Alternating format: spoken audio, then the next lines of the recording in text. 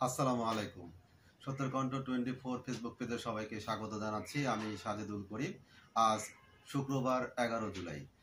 শুরু করছি রংপুর থেকে প্রকাশিত আজকের কিছু সংখ্যক দৈনিক পত্রিকার সংবাদ শিরোনাম। প্রথমে হাতে রয়েছে দৈনিক প্রথম খবর। প্রথম খবরের সংবাদ শিরোনামে রয়েছে উন্নত ভবিষ্যৎ বিনির্মাণে তরুণ প্রজন্মকে দক্ষ হিসেবে গড়ে তোলা আবশ্যক, প্রধান উপদেষ্টা। পাশাপাশি রয়েছে এসএসসি ও সমমানে পাশের হার ৬৮.৪৫%।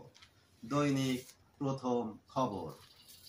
দৈনিক যুগের আলো সংবাদ শিরোনামে রয়েছে উন্নত ভবিষ্যৎ বিনির্মাণে তরুণ প্রজন্মকে দক্ষ হিসেবে গড়ে তোলা আবশ্যক, প্রধান উপদেষ্টা। পাশাপাশি রয়েছে মাধ্যমিকে পাশের হার ৬৮.৪৫%।